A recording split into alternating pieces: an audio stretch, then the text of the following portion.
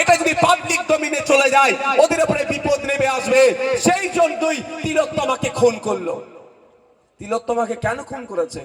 ঠিক আমাকে যে কারণে জেল খাটিয়েছে মমতা ব্যানার্জি, ঠিক একই ভাবে তিলোত্তমাকে খুন একই কারণে হয়েছে।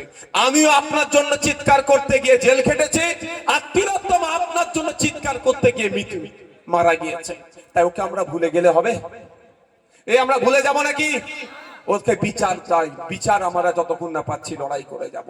কিন্তু আমাকে একটা স্লোগান শুনলে শুভেন্দু বাবুর মুখে খুব হাসি লাগছে। কি স্লোগান বলছি? হিন্দু হিন্দু ভাই ভাই। আমার খুব হাসি লাগছে। কেন বলুন তো? দেখুন, মাস্টার সাহেব বলেছেন, আমিও বলছি, পশ্চিম বাংলায় তিলোত্তমাকে নিয়ে সব থেকে বড় প্রতিবাদ র্যালি যেটা হয়েছে সেটা ভাঙড়ে হয়েছে। ওর থেকে বড় পশ্চিম বাংলায় কেউ করে দেখাতে পারেনি। ওই প্রতিবাদ র্যালিতে 90% মুসলমান সমাজের মানুষ ছিল। তিলোত্তমাকে নিয়ে সব থেকে বেশি চর্চা যদি কেউ করে থাকে সেটা হচ্ছে আইএসএফ করেছে। আইএসএফ এর চেয়ারম্যান নওশাদ সিদ্দিকী করেছে। নওশাদ সিদ্দিকী ধর্মীয় পরিচয় কি ভাই? নিশ্চিতভাবে মুসলমান ধর্মের আমি অনুসারী। আমি জোর গলায় বলি, এখানে কোনো ব্যাপার না। আর এটা আমি জানি না সেকুলার হতে গেলে নাকি গেরুয়া বসন পরা যাবে না, সেকুলার হতে গেলে নাকি টুপি পরা যাবে না, দাঁড়িয়ে রাখলে নাকি সেকুলার হওয়া যায় না। কোথা থেকে কোন সংজ্ঞা পড়েছে আমি ভাই জানি না। যাক, আমার বলার বক্তব্য, হিন্দু হিন্দু ভাই ভাই স্লোগান শুভেন্দু তুলেছিল তো। তিলোত্তমা ধর্মীয় পরিচয়টা কি? নিশ্চিতভাবে মুসলমান নয়, কিন্তু আমি এটা ঘুরিয়ে উদাহরণ দেওয়ার কারণ হচ্ছে তিলোত্তমা ধর্মীয় পরিচয় দেখে আমরা প্রতিবাদ করিনি। তিলোত্তমা কোন জাতের তার দিকে প্রতিবাদ করিনি। তিলোত্তমার সাথে অন্যায় হয়েছে, তিলোত্তমা আমাদের জন্য কথা বলছিল, আমাদের পরিবারের মহিলাদের ইজ্জত আবরু নিয়ে যারা ছিলিমিলি খেলছিল তাদের বিরুদ্ধে কথা বলেছিল বলে তাকে খুন করেছে। তাই তিলোত্তমা আমাদের কথা বলার জন্য খুন হতে হয়েছে। তিলোত্তমাকে ন্যায় দিতে হবে, তার পরিবারকে ন্যায় দিতে হবে। সেই জন্য সব থেকে বেশি প্রতিবাদ প্রতিরোধ এবং আজকের দিন পর্যন্ত আইএসএফ করে যাচ্ছে, নওশাদ সিদ্দিকীরা করে যাচ্ছে, শামসুর স্যারেরা করে যাচ্ছে। এখানে আমরা একবার ধর্ম দেখেছি। কিন্তু আমার প্রশ্ন এখানে শুভেন্দু বাবুর কাছে, কেন শুভেন্দু বাবুর কথাটা শুনে আমাকে হাসি লাগছিল? সেন্ট্রাল সিবিআই মামলাটা দায়িত্ব নিয়েছিল তো ইনভেস্টিগেশনের, আপনাদের মনে আছে? কিন্তু নিটফল কি? আমি জিরোর থেকে বেশি কিছু পাচ্ছি না। আমি এখনো বলছি, যদি সঠিকভাবে তদন্ত হয় তৃণমূলের ঘরের দামাল ছেলে অনেক ধরা পড়বে ওই মার্ডার কেসে যুক্ত। তাই আমি প্রমাণ দিচ্ছি।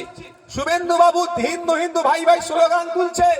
আমি শুভেন্দু বাবুর কাছে বার্তা দিতে চাই, তিলোত্তমার ধর্মীয় পরিচয় কিন্তু হিন্দু, সে এখনো বিচার পেল না কেন? তিলোত্তমার বাবা হিন্দু, তিলোত্তমার মাও হিন্দু, আপনি হিন্দু হিন্দু ভাই ভাই স্লোগান তুলছেন, তাহলে তিলোত্তমার বাবা তো আপনার হিন্দু ভাই হয়, এখনো পর্যন্ত সে বিচার পেল না কেন? কেন বিচার পেল না? আপনাকে আগে জবাব দিতে হবে। কারণ হচ্ছে আমরা কি দেখলাম, এই মামলাটা টেক ওভার করেছিল কারা? সিবিআই। সিবিআই চার্জশিট কোথায় জমা দিল? শিয়ালদা কোর্টে জমা দিয়েছে। সেই চার্জশিটের একটা বড় ভয়ঙ্কর খেলা আপনারা দেখবেন, কিভাবে যে তৃণমূল বিজেপিকে বাঁচায় সময়, আবার বিজেপি কিভাবে তৃণমূলকে বাঁচায় সময় সময়। আমি একটা উদাহরণ দিলে বুঝতে পারবেন। আমরা দেখলাম চার্জশিটে উল্লেখ আছে, যেই দিন তিলোত্তমাকে যেখানে মার্ডার করে ধর্ষণ করলো, ওই করিডোরে প্রায় 54 থেকে 55 জন যাতায়াত করেছে। তাহলে ওই 54 থেকে 55 জন যাতায়াত যারা করেছে তাদেরকে ডেকে জিজ্ঞাসাবাদ করলে তো অনেক সত্য উদ্ঘাটন হতো ভাই, হতো না? এই তোমরা ওখানে কি করতে গিয়েছিলে? ইভেন শুধু তাই নয়, পুলিশের এক কর্তা একজনকে দেখিয়ে বলেছিল উনি ফিঙ্গারপ্রিন্ট এক্সপার্ট, কিন্তু পরে জানলাম ও ফিঙ্গারপ্রিন্ট এক্সপার্ট নয়, ও পুলিশেরই লোক নয়। ওই রাতে ওখানে ক্যামেরাতে ছবি আসলো। তাহলে এখান থেকে একটা জিনিস বোঝা যাচ্ছে, কিছু আড়াল করা হচ্ছে। যখন এই বিষয়টা নিয়ে সিবিআই কে প্রশ্ন করা হয়েছিল যে ওই 54-55 জন গুলো কারা, তখন সিবিআই বলছে ওদেরকে নাকি সিবিআই চিনতে পারেনি। হতে পারে দিল্লি থেকে সিবিআই এসছে, অমিত শাহজি পাঠিয়েছেন, বেছে গুছে পাঠিয়েছেন হরিয়ানার লোককে, জম্মুর লোককে, উত্তরপ্রদেশের লোককে, যাতে আমাদের বাংলার লোককে চিনতে পারেনি। হতে পারে, কিন্তু চিনার তো অন্য রাস্তা আছে ভাই, নাই? চিনার রাস্তা নাই? তাহলে ওই 54-55 জন মানুষের ছবিগুলো পাবলিক ডোমেইনে দিয়ে দিতে পারতো। দিয়ে দিতে পারতো তো, পাবলিক ডোমেইনে দিয়ে দিতে পারতো, মিডিয়া এত মিডিয়ার মাধ্যমে ছড়িয়ে দিতে পারতো, দিয়ে একটাই বার্তা, সিবিআই আপিল করত বাংলার মানুষের কাছে এই 54-55 জনকে আমরা খুঁজে পাচ্ছি না, আমরা চিনতে পাচ্ছি না।